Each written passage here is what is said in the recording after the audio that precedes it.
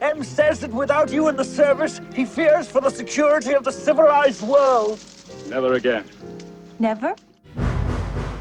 Yesterday morning, the American Air Force launched 2 cruise missiles from Swadley Air Base in Great Britain. Through the ingenuity of Spectre, the dummy warheads they carried were replaced with live nuclear warheads. Your weapons of destruction are now safely in our possession. A terrible catastrophe now confronts you. However, it can be avoided by paying a tribute to our organization. If our demands are not met, we shall ruthlessly apply the third. Revenge. In absolute secrecy, the Americans are trying to trace the missile that's on their eastern seaboard. The other allegedly threatens the oil fields of the Middle East.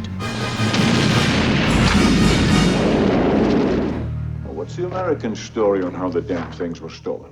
The release of ALCMs has to come from the president himself. Even that has safeguards. It can only be authorized after a scan of his right eye. The only irregularity they've discovered is that a communications officer unofficially left the base at the time of the launch. A certain Captain Jack Petacci.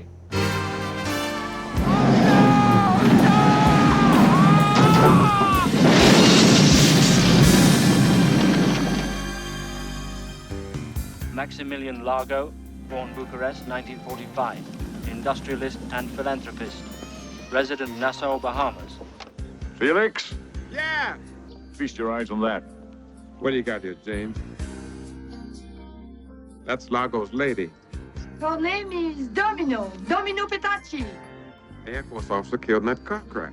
Jack Petacci. That's right. He was her brother. My name is Bond, James Bond.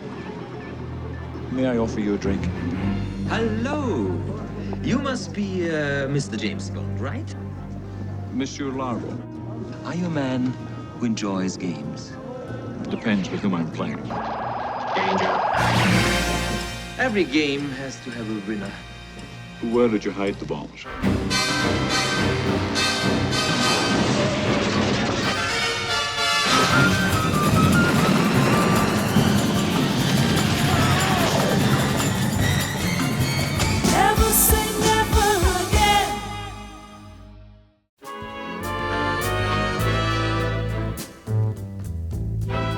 Never Say Never Again hit the big screen on the 17th of October in 1983 in the USA and made its way to the UK on the 14th of December that year. Sean Connery, who became a superstar back in 1962 for his debut as 007 in Dr. No, had bowed out of the series in 1971 with Diamonds Are Forever and declared he would never again return to the franchise. But after 12 years and a hefty paycheck, he was back. Produced for a large budget for the time at $36 million, costing more than the likes of Return of the Jedi and Superman 3. It would eventually gross $160 million worldwide, making it a box office success.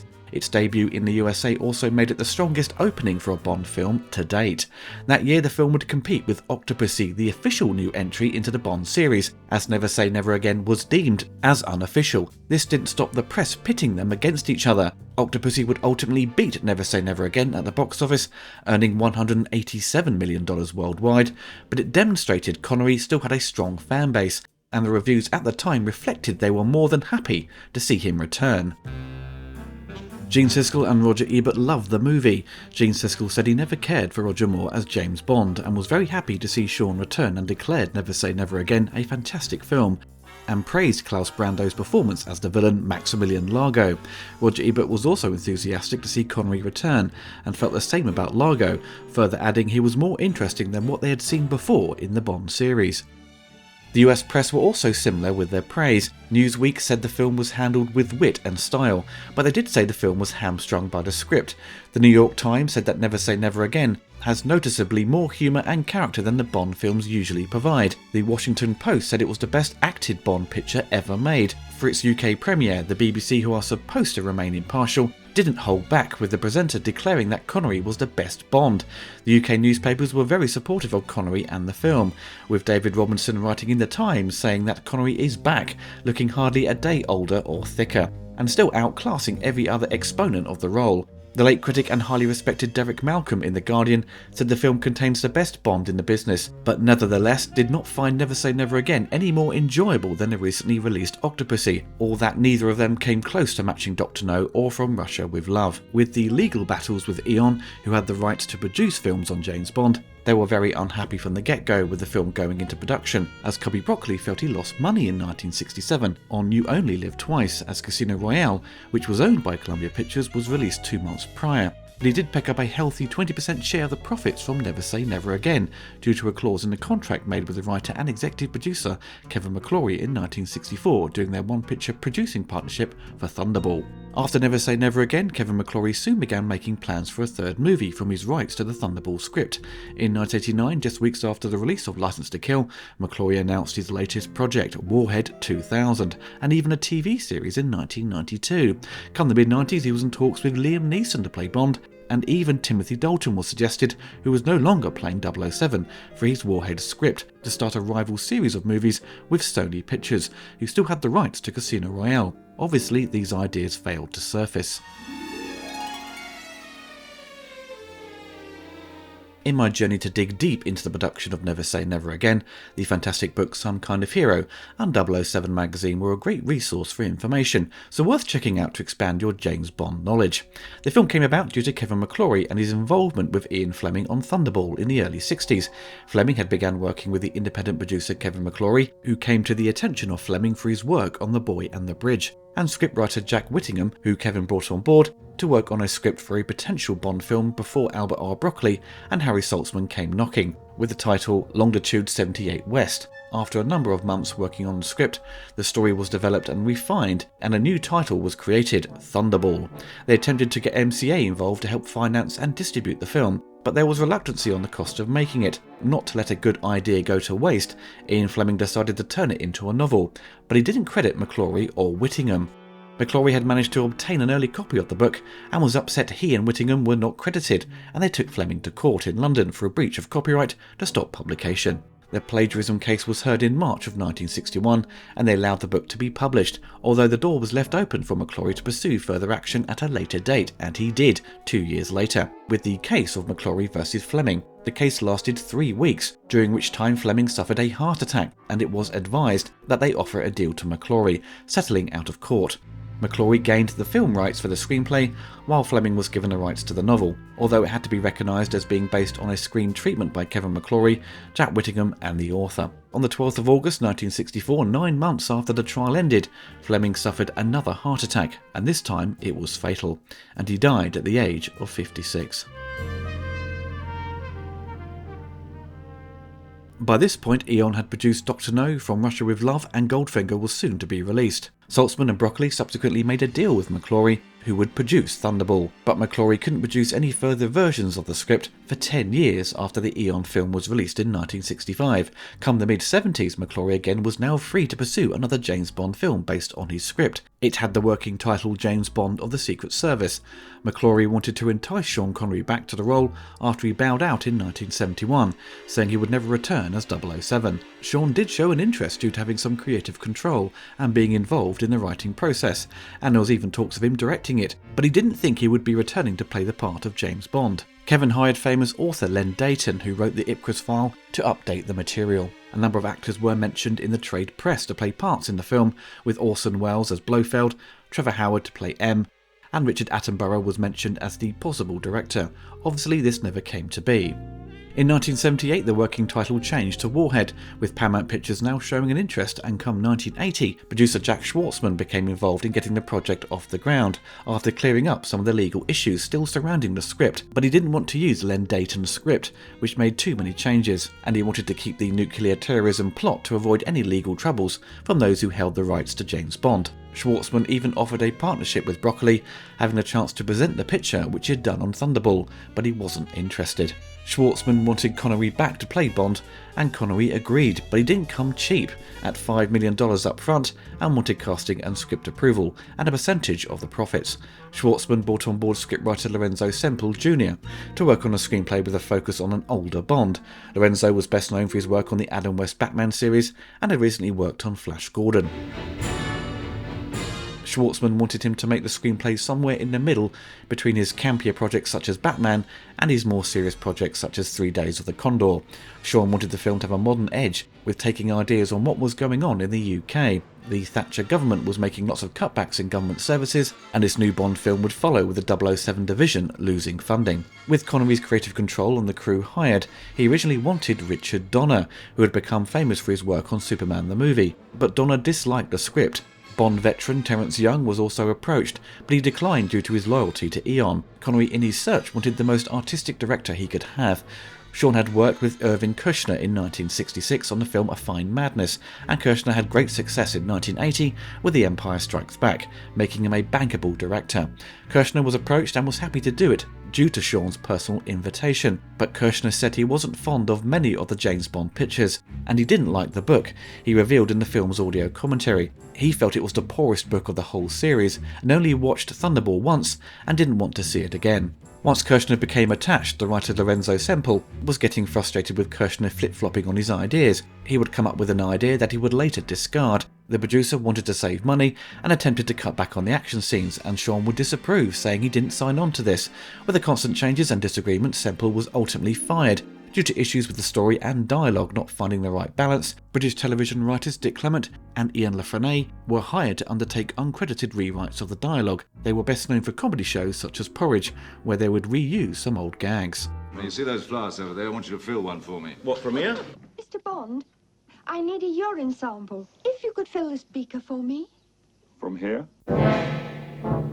Pinewood Studios was the home of 007 for its productions. This unofficial Bond entry would make use of the services of EMI Studios in Elstree, which was famously used for the productions of Star Wars and Raiders of the Lost Ark. So many of the crew members who worked on Indiana Jones were hired for Never Say Never Again, with first assistant director David Tomlin, second unit director Michael Moore, and director of photography Douglas Slocum. As this was an unofficial Bond feature that couldn't use many of the elements of the Eon production Bond films for legal reasons, these included the gun barrel sequence, no use of the James Bond theme, and Bond driving an Aston Martin, for example. With the film being privately financed, a distributor was needed, and producer Schwartzman chose Warner Brothers, as they had done a substantial amount of research into the question of the legal rights, though in future the film would find itself in the hands of MGM and 20th Century Fox. For the cast, of course, we have Sean Connery as James Bond. At 52 years old, Sean was in fantastic shape and wanted his return as Bond to have some exciting fight scenes, and hired upcoming action star Steven Seagal to help train him and provide assistance on the film. He trained with the arm-twisting Seagal, and Sean said he got a little too cocky and blocked a move, resulting in Seagal accidentally breaking Sean's wrist. Sean didn't realise for years that it had been broken, discussing it with Jay Leno in the 1990s. Klaus Brando plays wealthy businessman Maximilian Largo. He is Spectre's senior-most agent, as he is referred to as Number One. He's based on the character Emilio Largo in Thunderball. Sean Connery suggested Klaus after being impressed with his performance in the 1981 Academy Award-winning film Mephisto. Kershner said Klaus liked to improvise a lot, and he had to keep a firm hand on Klaus to avoid him going too far with his performance. Kim Basinger plays Domino Petacci, the girlfriend of Largo. Sean's wife had met upcoming actress Kim Basinger at the Grosvenor Hotel in London and suggested her to Connery, though Kershner said Kim was recommended by Jack Schwartzman. Sean apparently wanted Dalia Di Lazzaro, but she refused a role. Kershner said Kim was the only woman he screen tested. The late Max von Sydow plays Ernest Stavro Blofeld, the head of Spectre. For Blofeld, they don't attempt to hide his face like in Thunderball.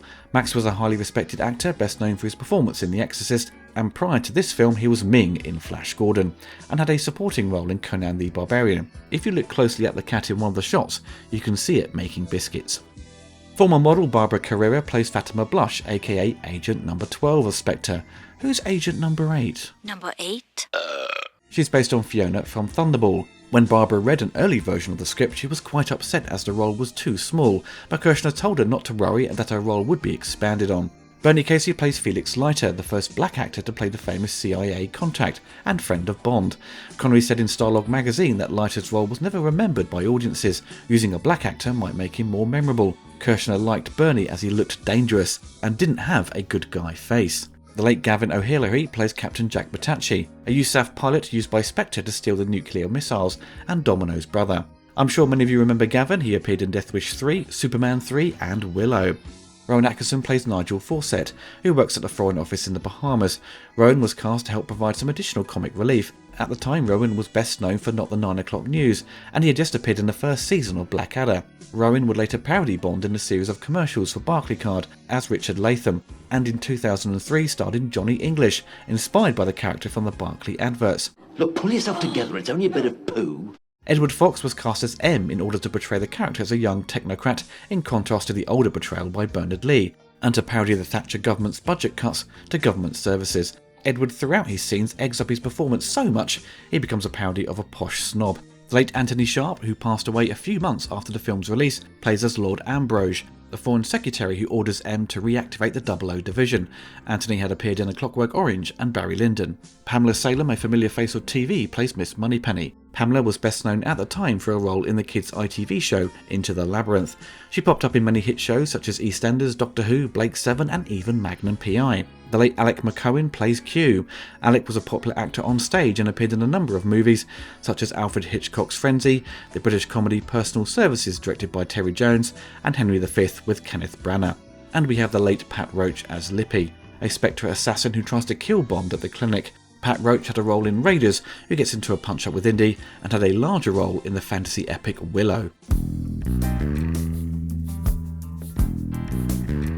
Filming began in October of 1982 in the south of France, and things began to become strained with the crew, and things heated up once they got to the Bahamas. Many realised producer Schwartzman didn't have much experience in producing a feature film. He was only a businessman and started struggling with the role, but also he was spending most of his days in court fighting Eon Productions with their constant complaints about the production and script. He soon became very unpopular with an increasingly unamused Sean Connery. Kirshner echoed Connery's feelings, saying Jack and I had divergent views of what the film should have been. Kirshner tried to maintain what he could with his vision, but he stressed he can only do so much when the studio sides with the producer, whether he's right or wrong. Jack was married to Talia Shire, who was well known for her roles in The Godfather and Rocky, and she tried to help ease the tension and defend her husband when the conflicts became too personal. It wasn't long before Connery was becoming involved in every decision concerning the production. Connery was quick to point out to director Kirshner that this was his 7th Bond film, and Never Say Never Again was Kirshner's first, so not to question his creative decisions. The assistant director David Tomlin and Connery ended up producing the film. Connery had never worked harder in his life. He was later quoted as saying, "I would end up being involved in every aspect of the picture except the music." With Sean having more control and dealing with a producer who didn't have the experience, Kirshner said the film was not a happy film. In fact, it was a very unhappy film for most of the people who worked on it. It was disorganised, totally disorganised. Everyone suffered as a result. Although The Empire Strikes Back was much more complicated, I had more time to prepare, which made it easier. I didn't have as much preparation time with Never Say Never Again, which made the day-to-day shooting more difficult. They had to reshoot all the underwater footage featuring Bond and the sharks, as the double they used looked nothing like Sean Connery at his current age. The crew had used reference photos from Thunderball, which was 18 years prior. Luckily, Kirshner spotted a camera crew member who looked perfect for Sean's double, and they reshot the entire sequence, wasting a lot of time and money. Once filming had finished in the Bahamas, the crew headed back to England. A number of elaborate sets were constructed at Elstree, including the underwater cavern, the Tears of Allah, which took 3 months to build. They also made use of locations filming in England, focused around 2 distinguished stately homes, Waddesdon Manor and Luton Hoo, which doubled for the health clinic. A common piece of trivia surrounding the film was that the production team over at Pinewood Studios, working on Octopussy, accidentally received the rushes from Never Say Never Again. The director John Glenn said, "We resisted the temptation to watch it and rang Elstree to tell them about the mix-up. We laughed about it and quietly swapped the cans over. We even paid for the car over to Elstree." The film underwent one final change in the title. Connery's wife suggested the title Never Say Never Again, referring to her husband's vow he would never again play 007, and the producers acknowledged her contribution by listing her on the end credits. The trustees of Ian Fleming's estate still had their knickers in a twist that Never Say Never Again was in production, and had a last-ditch attempt to block its release in court in the spring of 1983. The trustees alleged that considerable secrecy had surrounded the making of Never Say Never Again. They had made no move to stop the film during the many months, apparently because they were unaware of its existence, which I call BS on. The judge ruled that it was unjust and unfair to stop the film from reaching the cinema at this stage, and they had applied too late. Jack Schwartzman was now free to release Never Say Never Again as soon as it was ready. The film opens with 007 taking part in a routine training exercise, and he fails to test. His superior M has grown tired of the 00 division, and has made little use for them, tells Bond to visit a health clinic to get himself back into shape and to cut back on booze and red meat. In a hidden location, Fatima Blush heads to a meeting with Spectre and is told by Blofeld the plans to steal warheads from a US military base in England with help from the Air Force pilot Jack Batachi, who has undergone an eye operation to make it match the retinal pattern of the US president to gain access to the missiles. Blush heads to the clinic disguised as a nurse with Batachi, but she is unaware that James Bond is there recovering. Bond witnesses Blush giving a patient a good beating in a nearby room and goes to investigate. He sees Batachi use a machine which scans his eye. Bond accidentally opens the blind and he is spotted, and Blush sends an assassin to kill him. An epic fight ensues and Bond manages to kill the assassin. M is furious by the damages at the clinic and is forced to pay for the repairs out of his meagre budget and suspends Bond from active duty. Jack manages to pull off Spectre's plans and replaces the dummy warheads of 2 cruise missiles with live nuclear warheads. Spectre then steals the warheads with the help of Maximilian Largo. Blofeld sets about his plans and threatens NATO with these nuclear missiles to extort billions of dollars from them. As Spectre has no more use for Batachi, Blush murders him by causing his car to crash, and she destroys the remains to hide their tracks. Due to Spectre's threat, a reluctant M reactivates the 00 section, and Bond is tasked with tracking down the missing weapons and heads to Q Branch to get prepared. Bond follows a lead to the Bahamas, meeting with Nigel of the British Embassy, who fills him in on Largo, and comes into contact with Blush, who he doesn't know works for Spectre. Bond claims he is fishing as a cover. She joins him underwater, but he is led into a trap and nearly killed by tiger sharks. He manages to escape and finds out that Largo's yacht is heading to the south of France. As Bond travels to Nice, he joins forces with French contact Nicole and his CIA counterpart Felix Leiter. Spying on Largo's yacht, they spot a woman known as Domino, Jack's sister. Bond attempts to get closer to her. At a charity event, Bond spots Domino, but Largo knows what he is up to and challenges him to play a video game called World Domination. If you lose, you receive electric shocks of increasing intensity. After losing a few games, Bond wins and gets an opportunity to dance with Domino.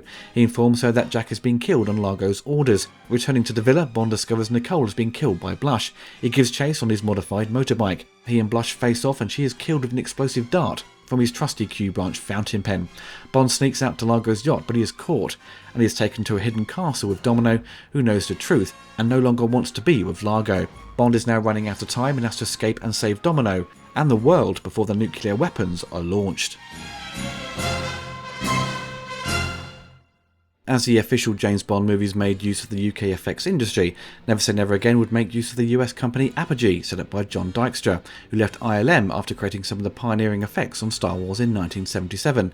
The visual effects supervisor David Dreyer, who had worked on Blade Runner the previous year, believed there was no effects company in the UK able to accommodate what he had in mind for Never Say Never Again. The film makes use of what you come to expect at the time for a big budget feature: matte paintings, miniatures for the B-1 bomber and Bond on a horse jumping into the sea, optical effects, motion control photography making use of VistaVision film for the travelling max generated using Apogee's reverse blue screen process. As the film was being distributed by Warner Brothers, the studio owned Atari, and for the casino sequence, Jack Schwartzman wanted to update the games and got Atari to donate around 50 arcade machines. For the big effects sequence with Bond against Largo at World Domination, to create the 3D graphics for this ultimately confusing game, Cinefex magazine interviewed Dreyer about his work. He said his team built wire models of all the various elements such as the globe and illuminating them with laser light. Things got more complicated when they added slit scanned scratched lines on blacked out glass and multiple passes with a krypton laser. Dreyer called it a very laborious and time-consuming process.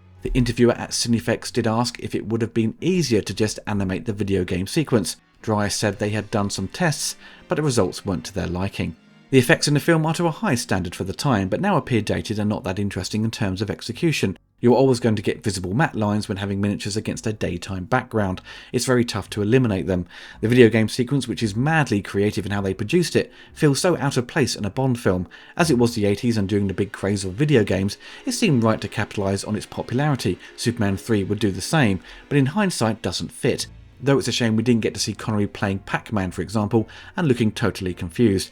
It would be like getting your dad to set the VCR back in the day. In Thunderball, Bond escapes using a jetpack to fly away. In Never Say Never Again, he makes use of this flying platform that is launched from a missile. The design of these devices look rubbish. It looks like they have colanders attached at the sides. Though the execution of their visual effect is fine for the time, with a mix of miniature and live action, it's just kind of an uninspired design. Imagine seeing Sean flying around with a jetpack like the Rocketeer. That would have been great, but also a bit bonkers. Kirshner revealed this sequence was heavily compromised, and what we see is a quick reshoot, and not what he originally wanted and was promised by the effects company. In all, the visual effects don't break any new ground, and are to a good standard to serve the story.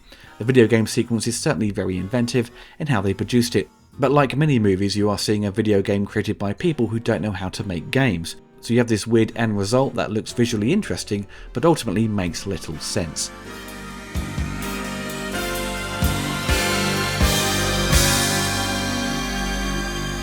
The score to Never Say Never Again will be handled by the late French composer Michel Legrand, who is best known as a jazz pianist and had previously scored the Thomas Crown Affair, Summer of 42, and won an Oscar in 1983, the same year as Never Say Never Again was released, for his work on Yentl. But he wasn't the producer's first choice. Apparently James Horner was, after his impressive work on Star Trek II, but apparently his schedule didn't allow him to commit to the production, but Kirshner felt there was a resistance to him from the production team. Legrand's name had surfaced during a dinner between Kirshner and Barbra Streisand. The actress was working on Yentl. Kirshner had a chat with Legrand and he was very eager to do it. Michel had composed a score to a film Connery starred in 1976, which was Richard Lester's Robin and Marion, but his score was thrown out at the last minute and replaced with a score by John Barry. Shaw knew Legrand's work had been thrown out, and Legrand said in a way it was taking revenge on Lester's film.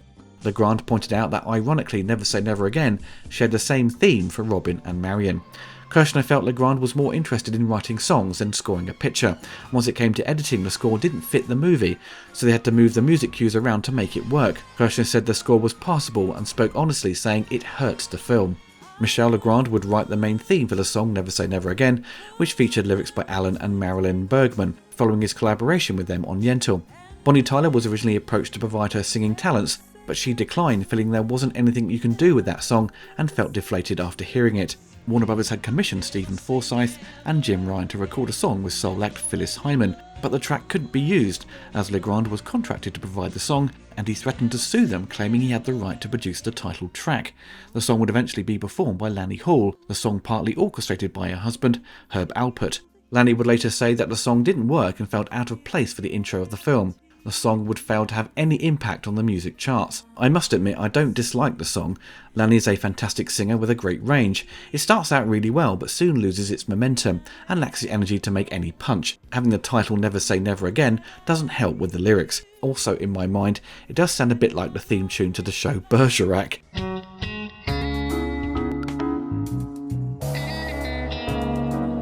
However, I'd rather listen to this than, say, the horrendous Madonna song Die Another Day. The score at the time was heavily criticised as misjudged and didn't fit the movie, and I agree. I think it's easily the worst Bond score ever produced. It's a huge shame they couldn't use the 007 theme. Composer David Arnold was interviewed for a documentary on the Bond songs, and he said without the 007 theme, it results in Never Say Never Again not feeling like a Bond film. Everything in it says Bond movie. Certainly does. But you were somehow kept away from the ultimate Bondness of it, I think, by the absence of that music. I share the same opinion. A character's musical theme is incredibly important. It's like watching a Superman film without the John Williams theme. You feel something is missing from it, which makes me concerned for James Gunn's take on Superman Legacy. The rest of the score just sounds so dated and inappropriate. Cheesy jazz that wouldn't sound out of place in a hotel elevator from the 1970s. It's crazy an Oscar-winning composer would provide a sound that doesn't excite or at least try and copy what the other Bond films did, or at least what his colleagues were doing with the action genre like Jerry Goldsmith. The whole approach to this score is baffling. If you go back 2 years and listen to what Bill Conti was doing with For Your Eyes Only, it's leaps ahead in quality, and is in my view one of the best Bond scores ever produced. This may be the first time I can't recommend a film score. Never Say Never Again, as we all know, is not official. It's ignored by the fanbase and is often seen as a cynical cash grab, though I do enjoy winding up my friends who are Bond fanatics and saying that it is official and it stars the original Bond, Sean Connery, who many claim is their favourite portrayal of the Ian Fleming character. Even as a kid I knew it was unofficial, as my dad informed me pretty quickly into watching it for the first time, and with no opening gun barrel sequence, it feels strange straight away. The opening sequence for once isn't a cold opener, unconnected to the plot. It's part of the story and showcases Bond acting more dynamic than what we had seen recently in the Roger Moore movies. Though the sequence is undermined by the song that doesn't match what we are seeing, once we find Bond attending the clinic, we fall into familiar territory with Thunderball. Of the original Sean Connery films, Thunderball has never been a favourite of mine. I think it and Diamonds Are Forever are the weaker efforts in the Connery series. Having not watched Thunderball in a long time, I returned to it recently for this review, and it wasn't fun. The pace is a bit of a slog, it focuses too much on the underwater footage, which is naturally slow. I know they were excited to film underwater in full 2:3:5:1 aspect ratio, but it becomes a chore to watch. The film gets bogged down with the complex abduction of the warheads. The action strangely is quite minimal, though the end battle on the boat is comedy gold. They speed up the footage, even the guy delivering some wine, it's amazing. The film has some interesting locations and the photography is pretty impressive in areas, but also shot like a TV show with interior sequences, with way too many unwanted shadows, so an uneven film that feels like a step down in quality compared to Goldfinger. I do think Never Say Never Again is far easier and more enjoyable to watch than Thunderball. Though the filmmakers were quite restricted on what they could change to avoid any legal issues, they do a good job of refreshing the story so it felt new. The whole plot of capturing the warheads was far more digestible, though I can't imagine Kevin McClory trying to use the script again for another film. It would be like that episode of The Simpsons where Marge gets that fancy dress and keeps changing it to please her snobby friends. You can only modify it so many times before you become so restricted in recycling the same ideas in a new way. Sean at 52 does look great for his age. He seemed to fall into that middle-aged look comfortably and looked the same for years. Strangely, I think he looks better in this film than he did 12 years earlier in Diamonds Are Forever. Maybe down to his rubbish wig and bushy eyebrows. He seemed lean and well tanned in Never Say Never Again, though a bit too orange. If he got even more tanned, he would end up looking like those old people who turn into leathery handbags you see in Spain. I've had a suntan all my life. You wouldn't want to see me going pasty now, would you? I love Roger Moore as 007, but he was never that convincing when it came to the action. The punch-ups weren't that thrilling, and he couldn't sell a punch like Connery. So with this Bond and his battle with the Spectre agent at the health clinic, it's pretty brutal and intense, but also has some great comedic moments. It's well choreographed, and Sean is taking part in most of the stunts. We weren't seeing this type of fighting in a Roger Moore outing.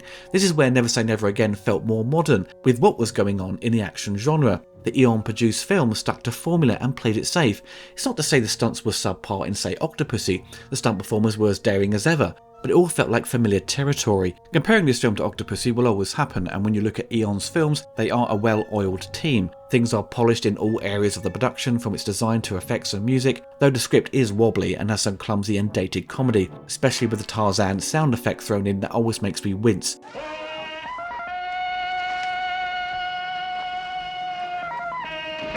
But throughout the Roger Moore era, you do get a great sense they weren't taking that many risks. That sense of it ain't broken, don't fix it. But this results in seeing a new outing feeling like a carbon copy of another one in the series. The photography of the film is a bit like Thunderball, inconsistent. There are moments that are nicely framed with great lighting, but then there are many scenes that look flat and bland, like a TV movie, with many unwanted shadows cast on walls. Kirshner said in the commentary that he didn't want the film to look too arty. He wanted it to look good, but conventional. No low-key work or heavy shadows, but was deeply annoyed by the finale in the cave, overly lit, making it look like a set. So the great Douglas Slocum, who photographed Raiders, had followed the brief to give it that old-school look. But I think it was the wrong move, and for Sean's big return it needed to look more dynamic, especially for the competition that year, and what the other filmmakers were doing. What I think works in Never Say Never Again is the humour. Having two great comedy writers spice up the dialogue was the right move. Casting Rowan Atkinson in a supporting role was perfect casting, though I do wish he had more screen time. Roger Moore was a natural comedian and could lay on the charm when needed in a Bond film, but often the humour felt dated or cheesy. With Never Say Never Again, the humour, when executed, works well. It doesn't rely on cheap gags, but the comedy comes about a bit more naturally and visually. When it comes to the villains, Brandau was a stroke of genius, a completely different take for a Bond bad guy. He felt grounded and real. It didn't feel like a carbon copy of another character we'd seen before in the series. The Bond series up to this point was feeling a bit long in the tooth. It's tough to keep things fresh and to avoid repetition, and the Eon series had kept life into the franchise, but the narratives were seemingly the same, and Bond's adversaries were becoming too similar. Eccentric bad guys who had a lust for power, had a big base of operations where Bond would face up against them, etc. Rinse and repeat, and it worked, but there was this great sense of, I've seen this all before. With Never Say Never Again, you do have a sense of moving forward with the choice of casting and approach to their characters. Also, Fatima Blush has more going on with her character than most of the femme fatales in the Bond series. She is complex, she has the sexy swagger and charm to woo Bond pretty quickly, which isn't surprising. Bond always went on a bit of a shagathon before Dalton arrived on the scene, but she completely flips into someone you would be afraid of. She is mentally unhinged when she finally meets her demise. Kim Basinger doesn't leave much of an impression in terms of her performance. Of course she has the looks, but she does seem a bit unfocused throughout, and is written to be a damsel in distress. There are some funny continuity issues that pop up, mainly with the characters quickly changing outfits. We see Fatima wearing a white outfit, and then we see her return to the hotel wearing something completely different. Was footage removed, or the constant script changes they forgot about the continuity of her clothes? We see Bond taken to Largo's castle wearing a classic dad jumper. Then he is tied up and is wearing an entirely different outfit. It's like, okay Mr. Bond, we're going to tie you up and leave you to die. But first, let's change your clothes. Also, when Bond and Domino jump off the castle on a horse and fall into the water, it's like 90% of their clothes flew off, as in no time at all they are practically naked. The filmmakers knew they had to have a number of underwater sequences, and they were fully aware it's not that exciting to watch, so for Never Say Never Again they don't spend too long on it. They don't have a big underwater action sequence like in Thunderball, plus they have real sharks. At first I thought it was fake like Jaws, but no, actual real sharks. It's so impressive how they filmed and choreographed this. Having the sharks get so close to the stuntmen and camera operators, it's mad. It really impressed me. It was definitely the highlight of the film. What I find interesting is that the film was positively received on release. The critical response was more favourable than Octopussy, but over time the film is now seen as more of a curiosity than anything else.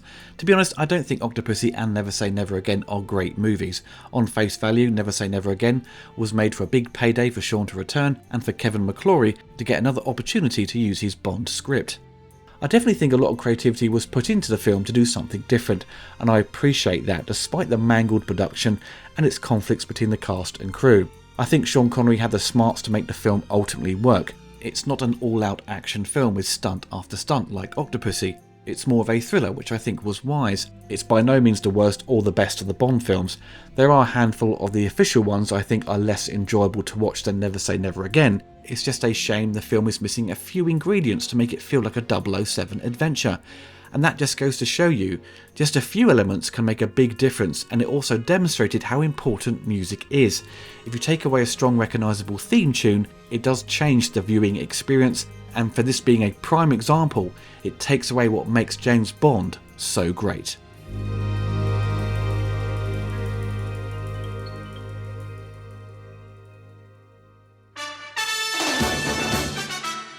I hope you enjoyed the video. Don't forget to click the like button and hit the bell to be notified of my latest reviews. Big thanks to my patrons and YouTube members for supporting the channel. If you want to get involved and gain access to exclusive videos and take part in Q&As, follow the link below.